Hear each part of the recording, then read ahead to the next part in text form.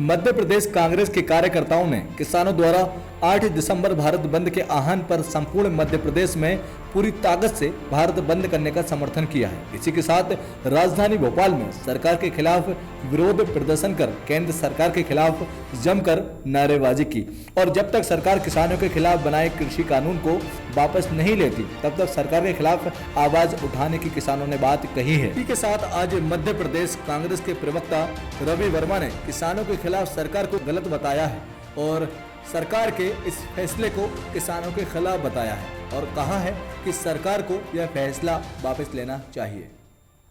देखिए, देश का अन्नदाता, देश का भाग्य विधाता आज संचय की स्थिति में है। विगत 12-13 दिनों से न केवल दिल्ली, हरियाणा, देश के कोने कोने में 62 करोड़ से अधिक और तमाम ऐसे संगठन हैं जो त्राही त्राही मांग कर रहे हैं। देश का अन्नदाता इस बात को भली भांति जान चुका है कि नरेंद्र मोदी जी की सरकार अनाज किसानों के पेट पर लात मार के उनसे मुंह से निवाला छीनने जा रही है। हमने APMC एक्ट को बिहार में ख़त्म होते देखा है। ख़त्म होने के बाद आज जो है अन्नदाता समर्थन मूल्य पर भी अपने कम से जो उस पर फसल बेचने के लिए आज दर दर भटक रहा है।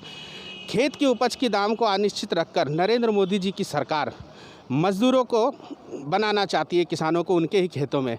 समर्थन मूल्य को अनिश्चित रखकर समर्थन मूल्य को एक कानून के माध्यम से वो चाहते हैं कि एक निश्चित दर के रूप में कानून लाया जाए। ये तमाम मांगे हैं जिनके समर्थन में आज कांग्रेस और कांग्रेस के तमाम कार्यकर्ता, नेतागण कांग्रेस की आवाज़ को किसानों के साथ बुलंद कर रहे हैं और ये धरना, ये आवाज़, ये आंदोलन जब तक चलते रहेंगे जब तक ये हिटलर शाही सरकार इस काले कानून को वापस नहीं लेती है। काफ़ी लंबा वक्त हो चुका है और जी जो है काफ़ी लंबे वक्त से बॉर्डर पर ही बैठे हुए हैं और देखा है जिस तरह डैम पर उन्होंने धरना दिया, उनके ऊपर काफ़ी पानी की बौछारें दी और जी उनका रास्ता भी रोका गया।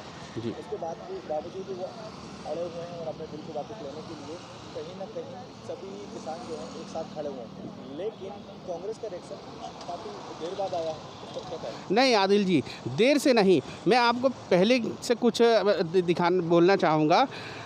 जब ये सरकार इस काले कानून के अध्यादेश को लोकसभा राज्यसभा में लेकर आई थी, हमारे नेता राहुल गांधी जी, सोनिया गांधी जी ने और तमाम सांसदों ने दिल्ली में और सड़कों पर इस किसान विरोधी बिल का विरोध किया था।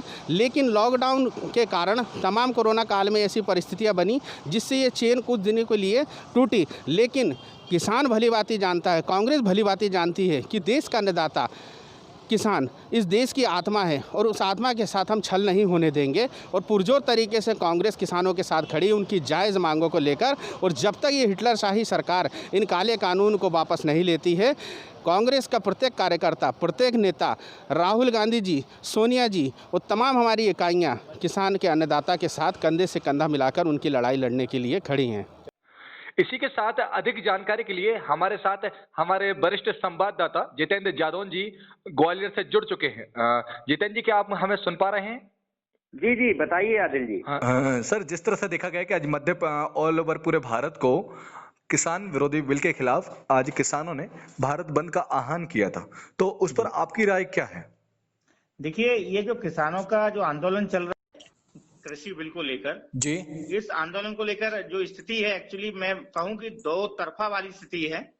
जहां देश में एक धड़ा वह है जो इस किसान बिल के पक्ष में है, वहीं दूसरी धड़ा वह है जो इस बिल के विरोध में है। जी जी। हालांकि सरकार ने ये माना है कि कुछ एक जो खामियां हैं वो खामियां इस बिल में भी हैं और किसानों के संगठन और सरकार के जो मंत्री हैं, केंद्र सरकार के मंत्री हैं, वो कई दौर की बैठक कर चुके हैं और कुछ एक बिंदुओं पर चर्चा हुई है और उसको माना जा रहा है कि कुछ जो खामियां हैं उन खामियों को दूर किया जाएगा।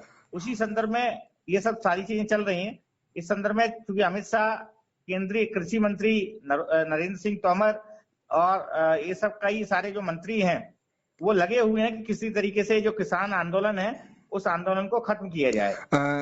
वहीं दूसरी ओर आज जो जिस तरीके से भारत बंद का जो आह्वान किया गया उस पर मैं कहूं कि देखिए, दोनों तरफ स्थिति ये रही। अगर हम देखें कि कुछ एक जो संगठन है, अधिकांश जो किसान संगठन है वो बंद में समर्थन में रहे। कुछ एक का ये कहना था कि इस बंद के आड़ में विपक्ष कई ऐसे मतलब केंद्र सरकार पर अपना दबाव बनाने का प्रयास कर रहा है। जी जी जी जी। लेकिन लेकिन जितेंद्र जी, कहीं ना कहीं किसानों ने काफी बैठक की है और सरकार से बात भी की है, लेकिन किसानों का कहना है कि इस पर कोई निष्कर्ष नहीं निकला है। सरकार वही लीपापोती वाली बात कर रही है। जी, निष्कर्ष अभी नहीं निकला है, लेकिन मैं आपको बताऊं कि हालांकि उनका ये कहना है कि वो ये नहीं चाहते हैं कि इसमें किसी प्रकार से, वो ये चाहते हैं इस बिल को वापस लिया जाए, जिसके लिए सरकार, केंद्र सरकार कतई तैयार नहीं होगी। क्योंकि ऐसा नहीं है कि इसकी पूर्व में अगर देखा जाए कि जब कांग्रेस शासित जो यूपीए थी, जी जी जी। जब वो सत्ता में थी, तब उन्होंने इस बिल को लेकर, उनका पक्ष भी सकारात्मक था। जी जी। अब जो स्थिति जिस तरीके की निर्मित हुई, अब वो विपक्ष में है तो इस चीज का विरोध कर रहे हैं। मेरा ये मानना है, क्योंकि मैं एक पत्रकार होने के नाते आपसे ये कहूंगा, कई सारी चीजें हमको दलगत भावनाओं से, दलगत स्थिति से ऊपर उठकर बात करनी होगी। स्वाभाविक है, बिल बना है, बिल में कई सारी खामियां होंगी, लेकिन कहीं ना कहीं जो किसानों के लिए लाभकारी जो चीजें हैं उन पर भी ध्यान देना चाहिए। आज जो बंद रहा, मैंने देखा पूरे प्रदेश भर में जो स्थिति रही, प्रदेश में कई सारी जगह, क्योंकि आज मंगलवार था, अधिकांश जगह वैसे ही व्यापारिक प्रतिष्ठान बंद रहते हैं, और उसके अलावा कुछ एक जगह लोगों ने स्वेच्छा से भी बंद रखा और कुछ जगह किसानों के समर्थन में रखा। लेकिन अगर इसके बारे में मेरा ये मानना है, कई सारे ऐसे लोग हैं जो आंख बंद करके इस आंदोलन में उतरे हुए हैं। अगर सरकार को स्थिति स्पष्ट करनी चाहिए, खासकर जो विपक्षी दल हैं उनको भी ये पूछना चाहिए, देखना चाहिए कि अगर इसमें जो खामियां है उस खामियों को दूर करते हुए, और अगर इसमें कुछ किसानों के लिए हितकर है तो उस पर वो सरकार के साथ में रहें। चलिए जितेंद्र जी, बहुत बहुत शुक्रिया तमाम जानकारी देने के लिए और अपनी राय रखने के लिए।